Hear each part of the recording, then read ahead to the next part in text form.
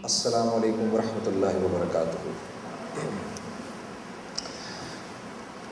کیسی زبردست بات ہے کہ آج ہم جمع ہوئے ہیں بیسکلی اللہ اور اس کے رسول کو خوش کرنے کے لیے۔ ایک نوجوان نے مجھے کہا کہ جنید بھائی 16-17 سال آپ نے میوزک کی، اتنے مزے کیے آپ نے، دنیا بھر میں گئے، اور اب آپ نے توبہ کر لی، یہ کیا بات ہوئی؟ ہاں، تو میں نے کہا مجھے یہ بتاؤ تمہاری کیا عمر ہے؟ اس نے کہا جی میری 21 سال۔ میں نے کہا تمہارا ٹوٹل جہان کتنا ہے؟ کتنے پیسے ہیں تمہارے پاس؟ کیا ہے؟ کہا نہیں جی ابھی تو کچھ بھی نہیں ہے۔ میں نے کہا ایگزیکٹلی، میں نے کہا میرے پاس تو اب سب کچھ ہے، اب سب کچھ ہے میرے پاس، مجھے تو اگر کرنا ہے تو میں اب کروں نا سب کچھ، میں اب کروں سب کچھ۔ لیکن میں نے کہا سنو ایک بات بتاتا ہوں، اب جب کہ میرے پاس مال آیا ہے تو جوانی میرے ہاتھ سے نکل رہی ہے، جوانی میرے ہاتھ سے، کیوں ڈاکٹر صاحب؟ اب جوانی نکل رہی ہے، ساتھ چھوڑ رہی ہے،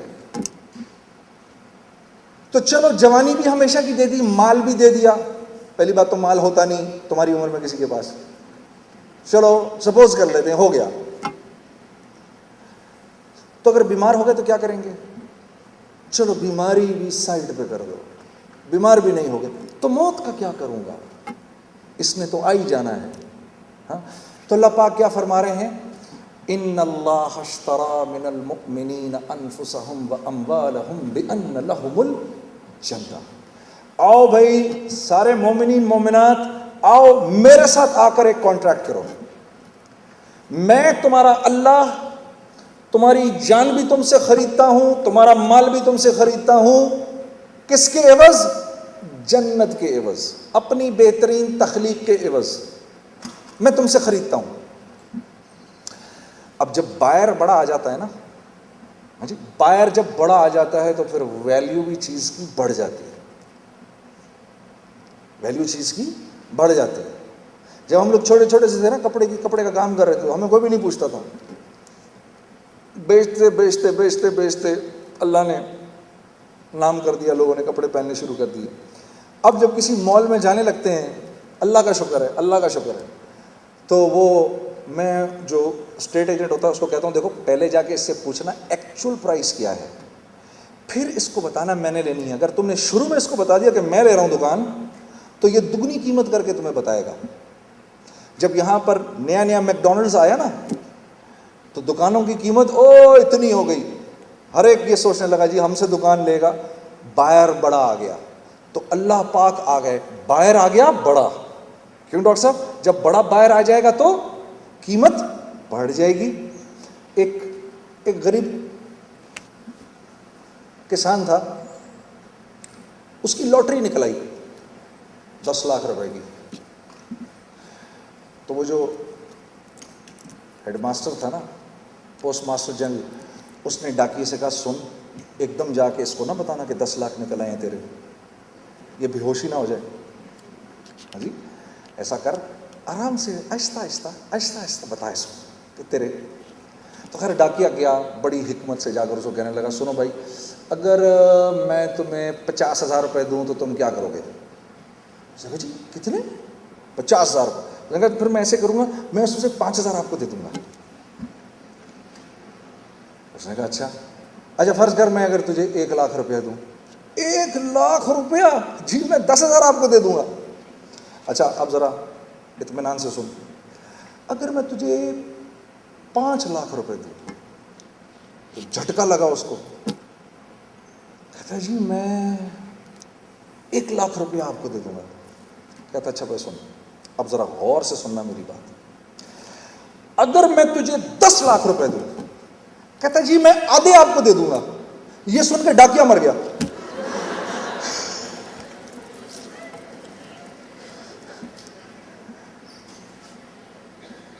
جب بائر بڑا آتا ہے تو ویلیو بڑھ جاتی ہے۔ تو اللہ پاک فرما رہے ہیں میرے سے کرو ایک سودا، میرے سے کرو۔ یہ جو ویسٹ میں آپ دیکھتے ہیں نا، ایلس ان ونڈرلینڈ، ڈزنی لینڈ، فلانا فلانا فلانا، یہ وہ سب کانشیس ہے ہمارا جو جنت ہمارے اندر بسی ہوئی ہے، کیونکہ وہیں سے نکالے گئے ہیں، تو یہ جنت بسی ہوئی ہے. اب جو مجھے اس جنت کا راستہ دکھا دے وہ میرا سب سے بڑا محسن ہے، جو مجھے جنت کا راستہ دکھا دے. تو ہمارے نبی صلی اللہ علیہ وسلم نے فرمایا، آپ نے فرمایا جس کے لیے جنت کا فیصلہ ہوگا اس کو 6 صفات ملیں گی، 4 انبیاء کی ملیں گی اور 2 اللہ اپنی صفات میں سے دیں گے. پہلی صفت کیا ملے گی؟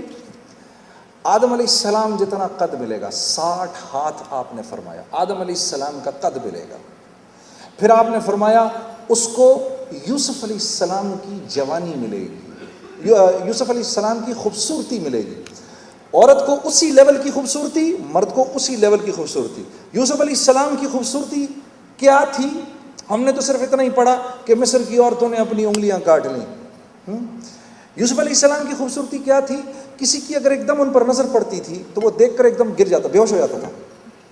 وہ اپنے چہرے پر موٹا کپڑا رکھتے تھے کہ ایک دم نظر نہ پڑے، اور اگر کوئی ان کے ساتھ ساتھ چلتا تھا، ان سے باتیں کرتا تھا اور ان کو دیکھتا رہتا تھا، تو جب اس مجلس سے نکلتا تھا تو 2 ہفتے تک بہکی بہکی باتیں کرتا تھا. ایسی خوبصورتی اللہ نے ان کو دی، یوسف علیہ السلام. تو اللہ کیا فرما رہے ہیں؟ انٹری پر، جنت کی انٹری پر یہ خوبصورتی، اس لیول کی خوبصورتی اپنی بندی کو دوں گا اور اس لیول کی خوبصورتی اپنے بندے کو دوں گا. اور عیسیٰ علیہ السلام کی جوانی ملے گی.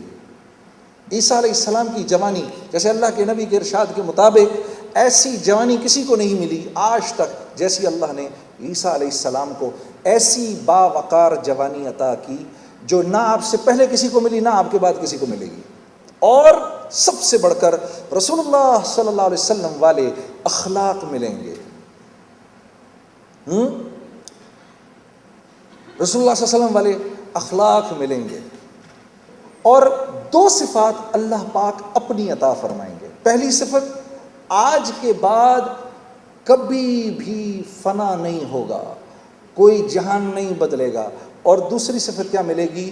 وَلَكُمْ فِيهَا مَا تَشْتَهِي أَنفُسُكُمْ، جس چیز کی خواہش کرو گے وہ خواہش پوری ہوگی.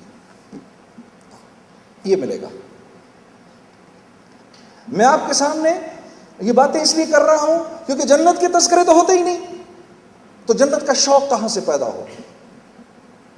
اللہم لا عیش الا عیش الاخرہ. صحابہ کہا کرتے تھے یا اللہ کوئی عیش عیش ہے ہی نہیں سوائے آخرت کی عیش کے. تو کیونکہ یہ کانسیپٹ ہی زندگی سے نکل گئے، تو ان کے نکلتے ہی میرے دوستو ہماری زندگی بھی وہاں چلی گئی جہاں غیروں کی زندگی ہے. ان کے پاس تو آخرت کا کوئی کانسیپٹ نہیں ہے، ان کے پاس آخرت کا کوئی کانسیپٹ نہیں ہے، تو وہ اسی دنیا کو جنت بنانے کی ناکام کوشش کرتے ہیں. اور یہ دنیا جنت نہیں بن سکتی. جو چیز جس مقصد کے لیے پیدا ہی نہیں کی گئی وہ کام کیسے دے سکتی ہے؟ وہ کام نہیں دے سکتی. تو اب میری ذمہ داری ہے بحیثیت مسلمان، 2 ذمہ داریاں ہیں. ایک کہ میں اس دین کو خود پریکٹس کروں جس کے پریکٹس کرنے سے سب سے پہلے میری دنیا صحیح ہو جائے گی. دین کیوں دیا گیا؟ تاکہ مختلف زبانوں، مختلف علاقوں، مختلف سوچ کے لوگ آپس میں محبت کے ساتھ رہ سکیں. دین اس لیے دیا گیا ہے. دین کو دینے کی وجہ اس لیے ہے کہ مختلف علاقوں، مختلف زبانوں، مختلف سوچ، مختلف حسب نسب کے لوگ ایک دوسرے کے ساتھ محبت سے رہ سکیں. دین اللہ نے اس لیے دیا ہے. ہاں، دین کیا ہے؟